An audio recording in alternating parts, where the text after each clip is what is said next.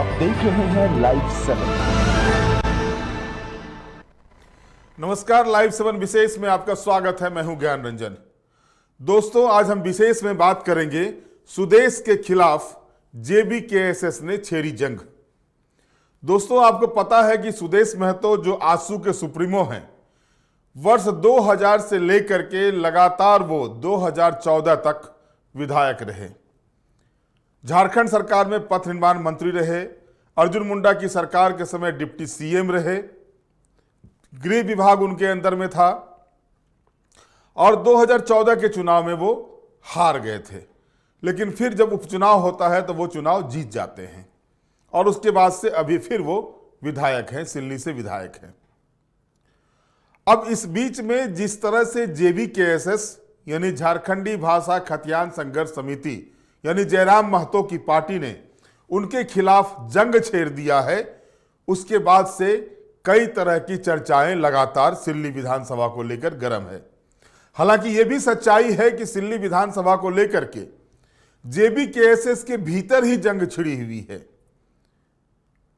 अमित कुमार जो पूर्व विधायक है वहां के, वो काफी करीबी बताए जा रहे हैं जयराम महतो के, और जयराम महतो के चुनाव में अमित महतो ने उनका समर्थन किया था, जाके उनके पक्ष में काम भी किया था। और इस बीच देवेंद्र नाथ महतो जो रांची से लोकसभा के प्रत्याशी थे जेबीकेएसएस के, वो भी दावेदारी कर रहे हैं कि वो सिल्ली के पुत्र हैं, धरती पुत्र हैं और सिल्ली में वो पैदल यात्रा भी निकालेंगे। विधानसभा चुनाव की घोषणा से पहले 2 दिन पहले उन्होंने घोषणा की है।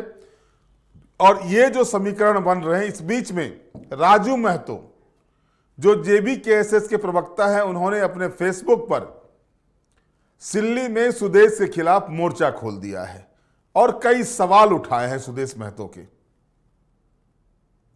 सवाल ऐसे नहीं हैं, उन्होंने कहा है कि 2019 के चुनाव के पहले बिरसा आहार योजना की शुरुआत सुदेश महतो ने की थी, जिसमें 20-20 किलो अनाज जो है, चावल जो है, हर गरीब परिवार को देना था।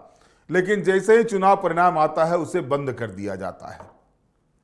सवाल उन्होंने ये भी उठाया है कि मातृ पितृ योजना के तहत जो 600 रुपये बुजुर्गों को देना था वो कहां गए। आखिर क्यों नहीं सिल्ली विधानसभा के बुजुर्गों को मातृ पितृ योजना का लाभ मिल रहा है। सवाल उन्होंने ये भी उठाया है कि सिल्ली स्टेडियम की चर्चा लगातार जो है सुदेश महतो जहां भी जाते हैं एक मॉडल के रूप में करते हैं कि सिल्ली में एक स्टेडियम है, मॉडल के रूप में है। लेकिन उनके गांव के अलावा यानी सुदेश महतो के गांव के अलावा किसी भी जगह के युवाओं को वहां खेलने नहीं दिया जाता है।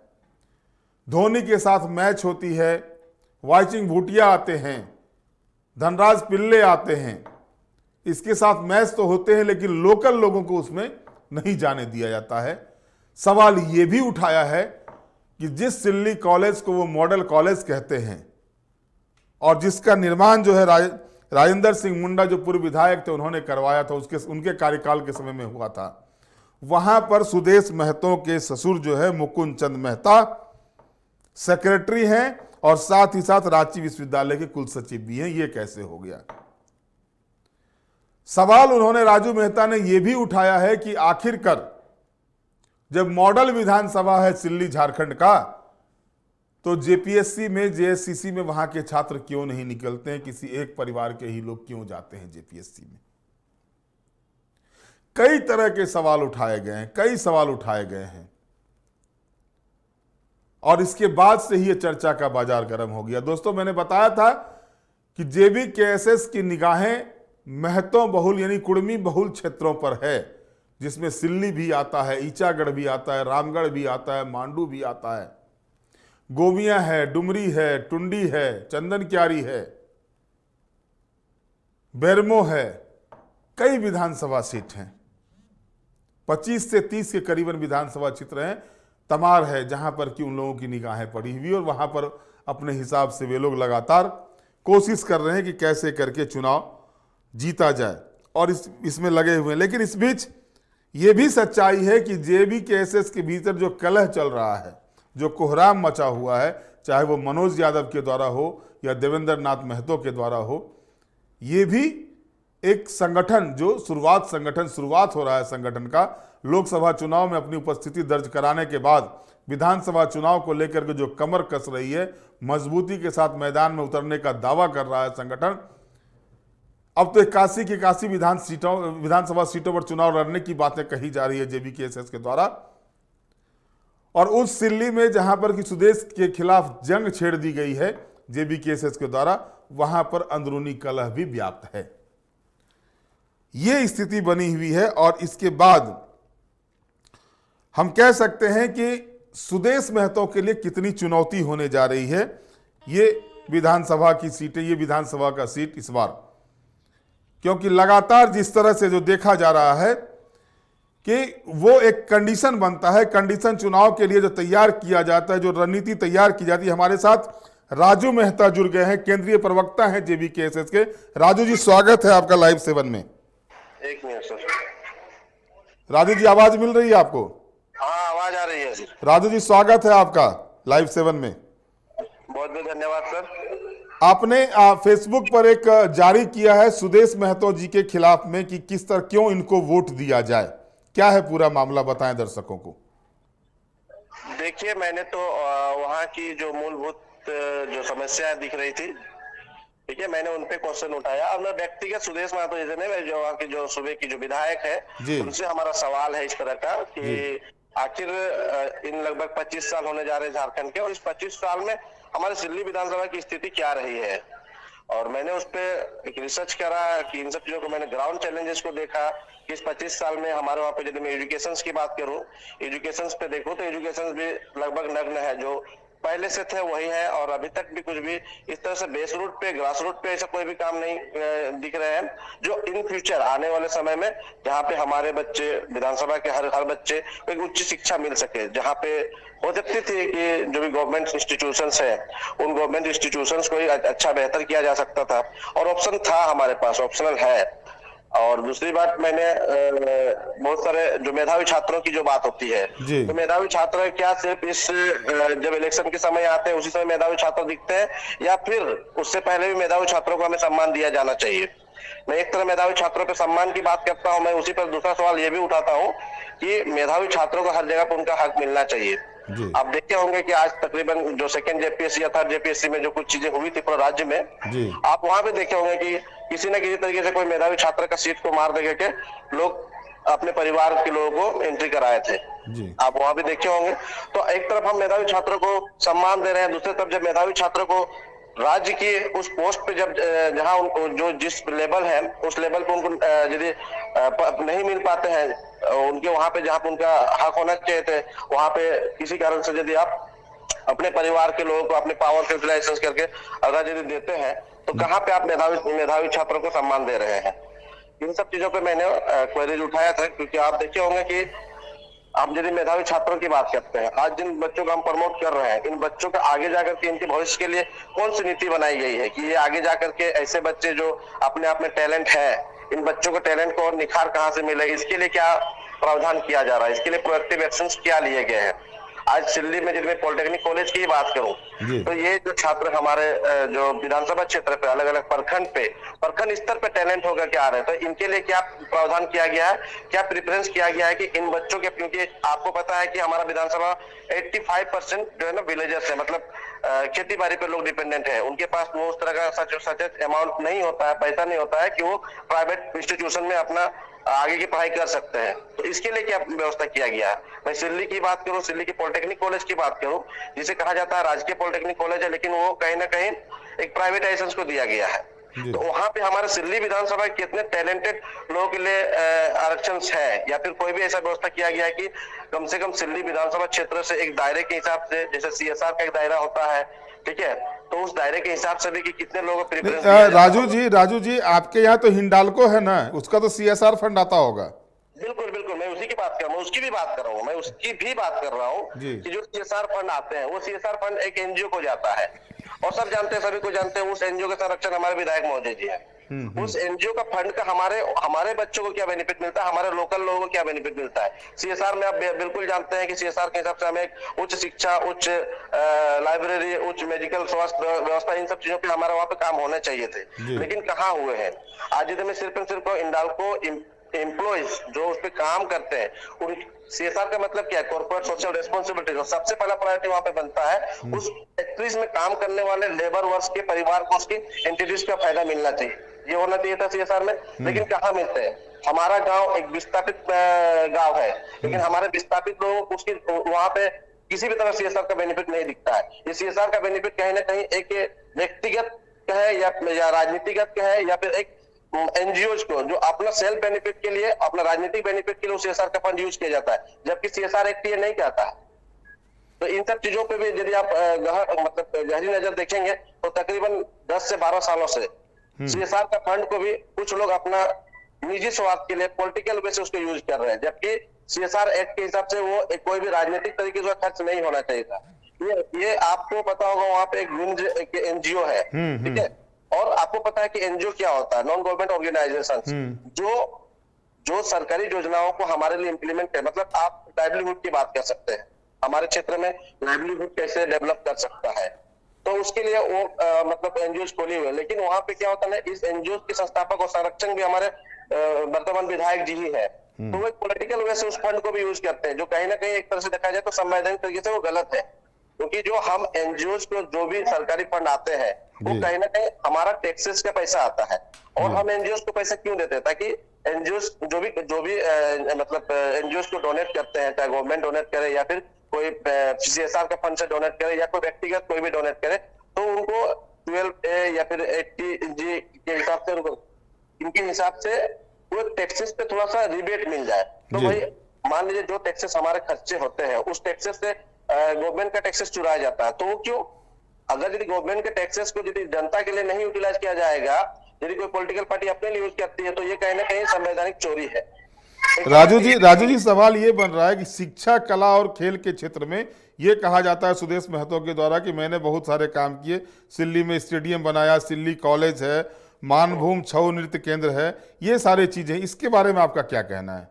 देखिए, सिल्ली में स्टेडियम बना, मुझे बताइए कि लगभग 2009 या 10 आसपास स्टेडियम बना है, आज 10-12 साल हो गए। उस स्टेडियम से हमारे कितने मेधावी मतलब खिलाड़ी निकले, कितने लोग आज नेशनल लेवल या फिर स्टेट लेवल पे चयनित हुए हैं, जरा मुझे रिकॉर्ड बता दीजिए आप।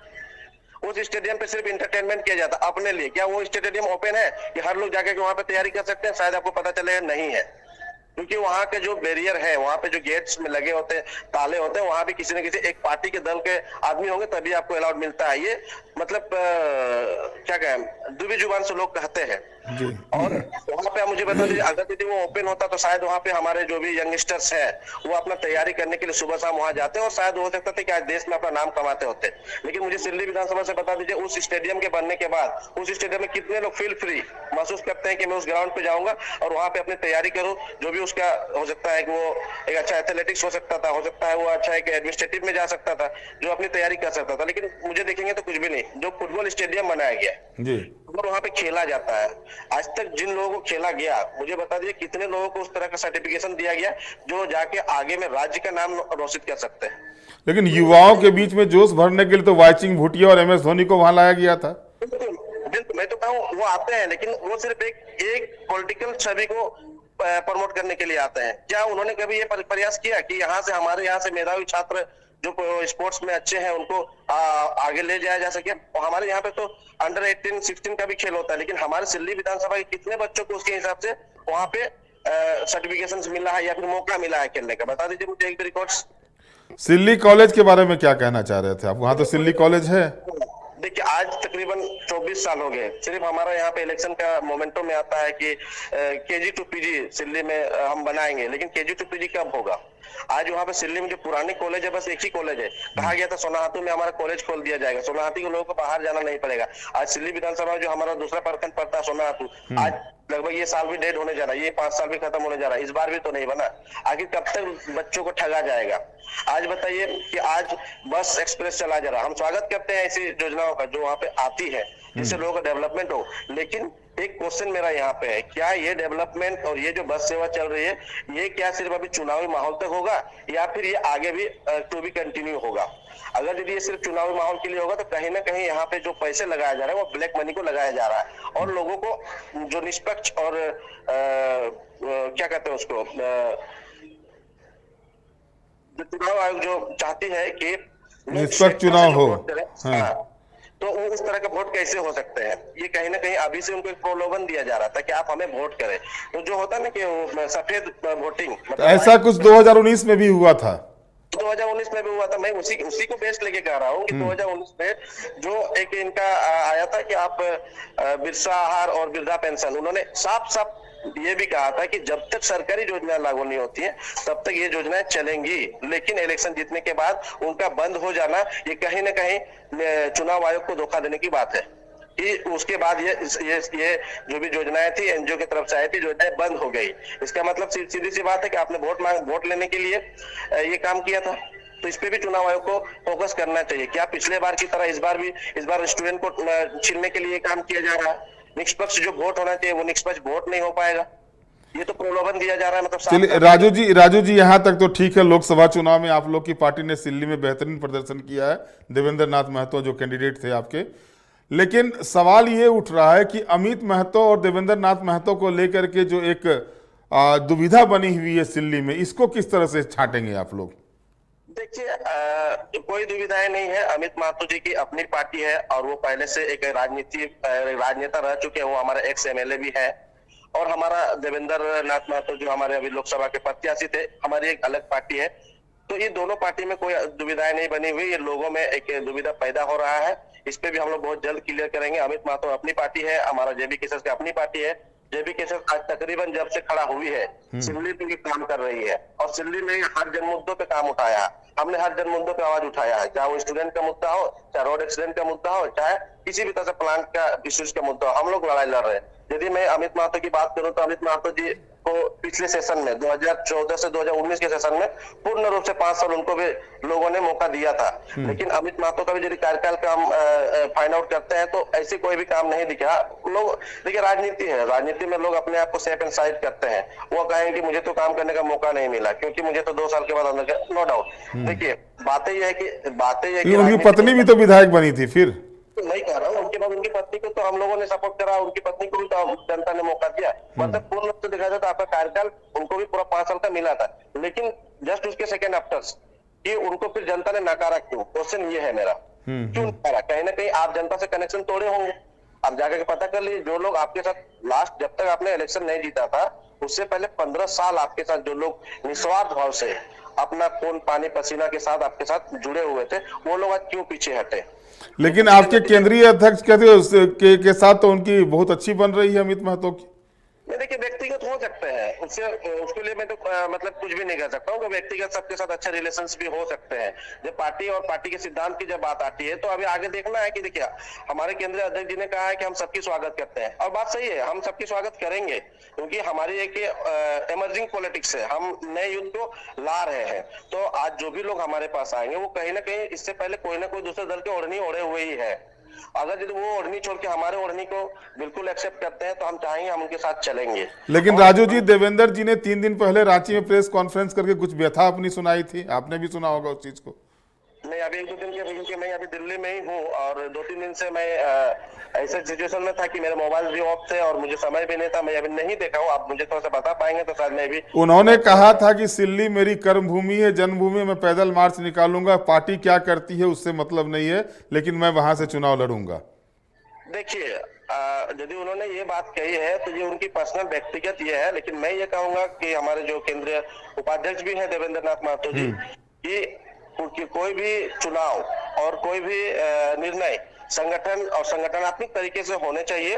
और संगठनात्मक तरीके से अगर यदि ये चुनाव और ये निर्णय होते हैं तो शायद सबको उसमें फ्रूटफुल होगा, सबको एक्सेस होगा कि हाँ, हमें इसमें सपोर्ट करना चाहिए। अगर यदि आप स्वतः निर्णय लेते हैं तो शायद आप कहीं ना कहीं संगठन से विपरीत काम कर रहे हैं, और अगर यदि संगठन से विपरीत काम करेंगे तो हमारा डिसिप्लिनरी जो कमेटी है, अनुशासन कमेटी है, वो डिसिप्लिनरी एक्शन ले सकती है। इसके बारे में तो नहीं बता सकता हूँ, लेकिन नहीं राजू जी सवाल ये भी उठ रहा है, मनोज यादव भी उस प्रेस कॉन्फ्रेंस में थे, संजय मेहता जी भी उस प्रेस कॉन्फ्रेंस में थे।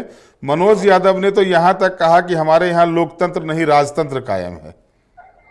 मतलब हमारी पार्टी की बात कर रहे हैं क्या? पार्टी के बारे में, JVKSS के बारे में।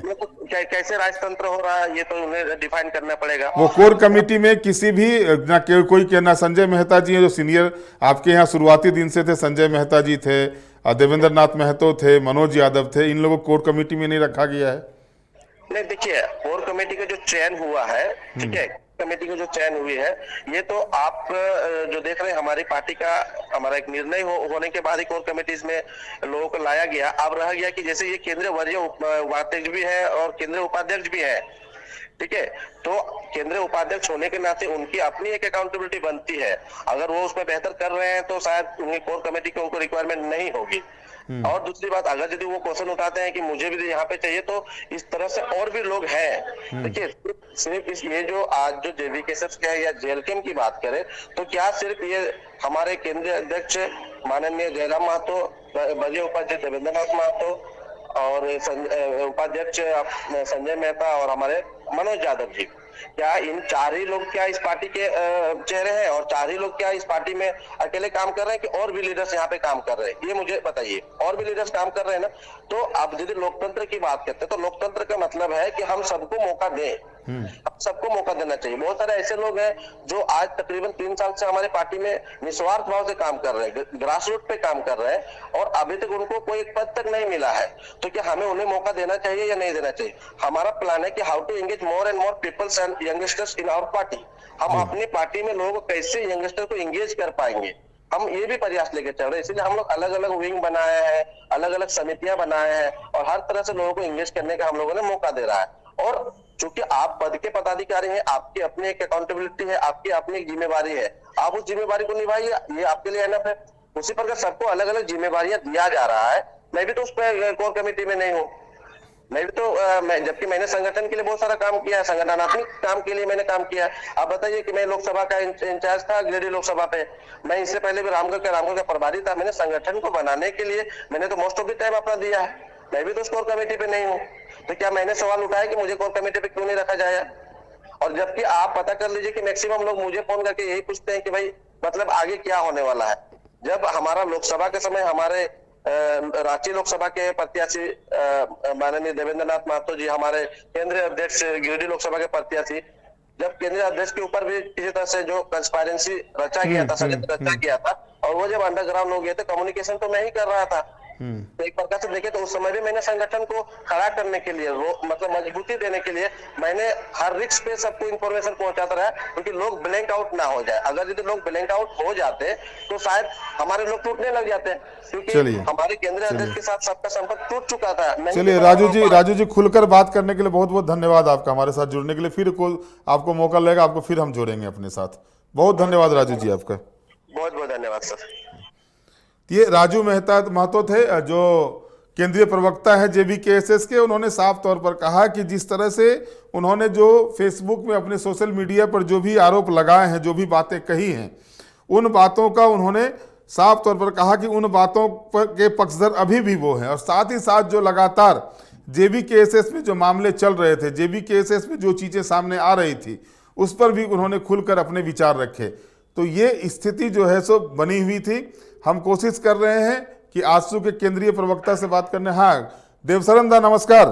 हाँ नमस्कार। हाँ हमारे साथ जुड़ गए हैं देवशरण भगत जी जो केंद्रीय प्रवक्ता हैं आजसू के। देवशरण दा आपका स्वागत है लाइव 7 में। दादा आपका जो मोटो है, आप लोग जो जिस चीज को लेकर के चल रहे हैं, शिक्षा, कला, खेल और अन्य चीजें जो वन पर्यावरण से भी जुड़ा हुआ है आजसू का, लेकिन सिल्ली जो आपके सुप्रीमो का सीट है, वहीं पर जो है सो कई तरह के सवाल JVKSS के द्वारा उठाए जा रहे हैं। और ये कहा जा रहा है कि जो वायदे किए जा रहे थे पिछले 24 सालों से सुदेश महतो के द्वारा, वो पूरा नहीं हो रहा है। क्या उठा रहा है वो लोग? उन लोग का कहना है कि 2019 के चुनाव में उन्होंने कहा कि 6 महीना पहले का बिरसा आहार योजना के तहत 20 किलो चावल हम देंगे, 6 महीने तक दिया, जैसे ही चुनाव जीते नहीं दे रहे हैं। मातृ पितृ योजना के तहत जो है सो 600 रुपये उन लोगों को देना था बुजुर्गों को, वो नहीं मिल रहा है। राशन कार्ड बनवाएंगे, वो नहीं बनवाए हैं। उसके बाद सिल्ली स्टेडियम को जो है सिर्फ आसू पार्टी के लोगों के लिए खोला जाता है, इस तरह के आरोप लगा रहे हैं। पहले सिल्ली को एक मॉडल विधानसभा के रूप में विकसित हुआ है, वो नहीं दिखाई पड़ रहा। आज अगर इंफ्रास्ट्रक्चर के रूप में अगर देखें तो सिल्ली में सबसे ज्यादा इंफ्रास्ट्रक्चर डेवलपमेंट हुआ। शिक्षा के क्षेत्र में देखें तो सिल्ली में स्मार्ट क्लासेस हो रहा है, वो नहीं दिखाई पड़ रहा। स्टूडेंट्स लोग के लिए जो स्टूडेंट्स एक्सप्रेस गाड़ी चल रही है, वो नहीं दिखाई पड़ रहा। वहाँ जो टूरिज्म सब किया गया है, वो नहीं दिखाई पड़ रहा। वहाँ जितने भी योजनाएं चल रही है, उन तमाम योजनाओं पर इन लोग का ध्यान नहीं। ये तो सरकार में है नहीं। सरकार में नहीं रहते हुए भी एक जनप्रतिनिधि अपने क्षेत्र में अपने हिसाब से जो कर सकता है, ये कहीं नहीं दिखाई पड़ रहा। उनको मुख्यमंत्री के इलाके का नहीं दिखाई पड़ता जी। वर्तमान सरकार में जो मुख्यमंत्री है, बरहेट जाके देखे जी, बरहेट में नहीं दिखाई पड़ा, क्योंकि इनका राजनीतिक जो आधार है या जो सोच है, वो है कैसे हम यहाँ के अपने झारखंडी ताकत को कमजोर करे, लड़ाई को कमजोर करे, अपनों के बीच में ही करे। कि हम जो बात हम लोग जो उठाते हैं, सामाजिक न्याय की बात, शिक्षा, हरियाली और विकास की बात, उसको कैसे दे, उस पर नहीं, बल्कि एक सत्ताधारी शासन के का किस तरह से आवाज बन करके हम करे। मतलब आप ये मान रहे हैं कि वो टूल किट बन चुके हैं सत्ताधारी दल के? निश्चित तौर पर अगर टूल किट नहीं रहते तो गांडे में चुनाव लड़ते जी। आप चुनाव लड़े सब जगह, तो गांडे में तो वर्तमान में जो चुनाव हुआ उसमें तो आप खड़ा नहीं हुए। वो तो स्पष्ट दिखाई पड़ता है कि आप सिर्फ दिखावा के लिए बात को ये रखते हैं, लेकिन अंदर से उनसे मिले हुए। लेकिन दादा, ये सवाल उठ रहा है, एक बड़ा सवाल उठाया था, उस पर मैं आपसे जवाब भी चाह रहा था कि जो हिंडाल्को का जो CSR फंड आता है, उसको इन लोगों का आरोप है गूंज महोत्सव में खर्च किया जाता है। इसमें कितनी सच्चाई है? नहीं, अगर CSR फंड 8 किलोमीटर के रेडियस में खर्चा, तो गूंज महोत्सव तो 8 किलोमीटर रेडियस के अंदर ही होता है।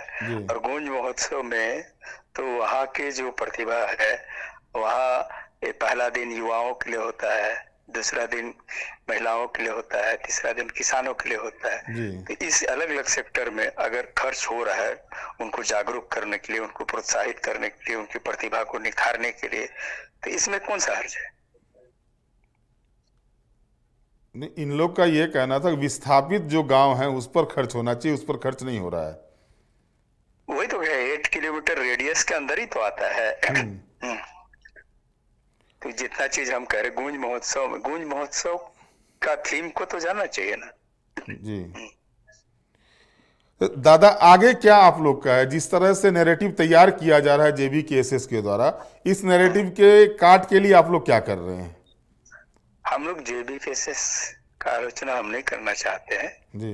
इन लोग या JBKSS जो बातें उठाता है, हाँ, कि ये झारखंड सरकार स्थानीय नीति, नियोजन नीति, विस्थापन, इन्हीं तमाम मुद्दों को लेकर के कर रहे हैं। ये मुद्दे तो आपके भी रहे हैं शुरू से ही। हाँ, ये मुद्दे झारखंड मुक्ति मोर्चा का भी है जी, ये मुद्दे आसू का भी है, ये मुद्दे JBKSS का भी है जी। झारखंड मुक्ति मोर्चा वर्तमान में सत्ता में है जी।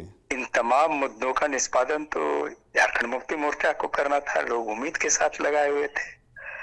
तो अभी तो झारखंड मुक्ति मोर्चा के खिलाफ एग्रेसिव होकर के काम करना चाहिए, कि ना कि झारखंड मुक्ति मोर्चा से मिल करके, जैसे होता है ना, वो लोग इसको IIM वाले को बोलता है कि बीजेपी के खिलाफ बोलता है और उधर गोल बंद करता है। तो आप उस विरोधी स्वर को बांट करके और एक अलग थैला बना करके आप उसको मजबूत करना चाहते हैं।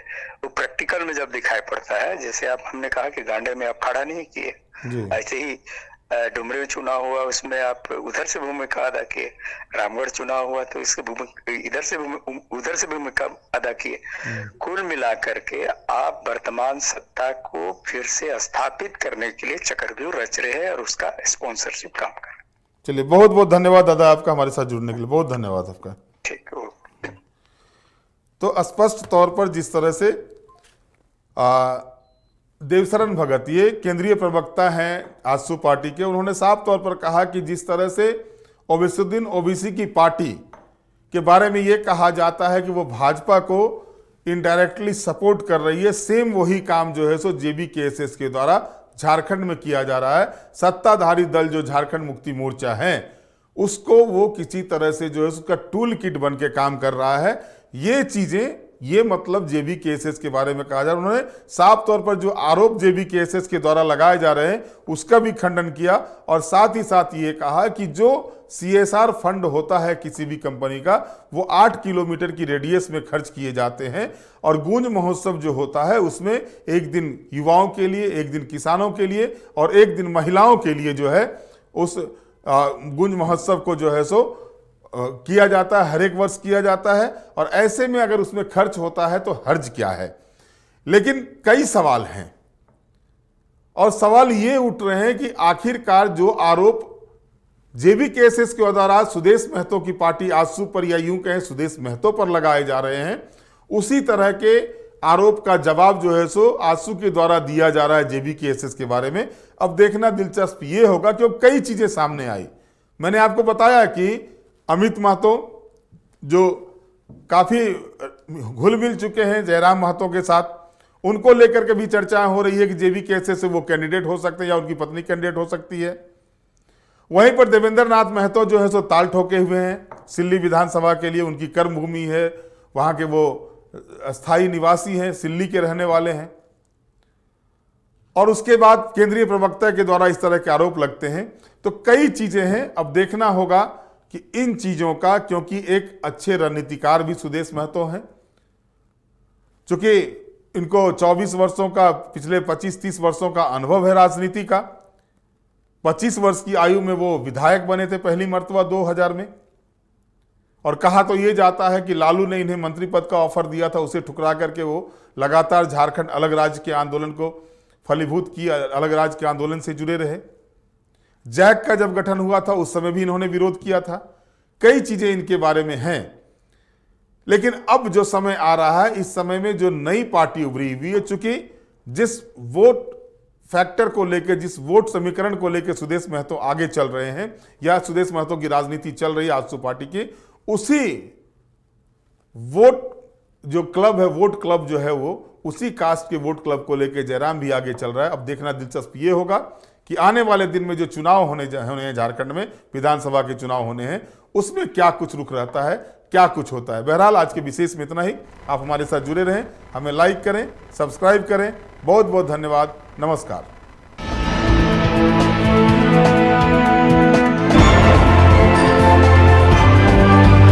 आप देख रहे हैं लाइव 7।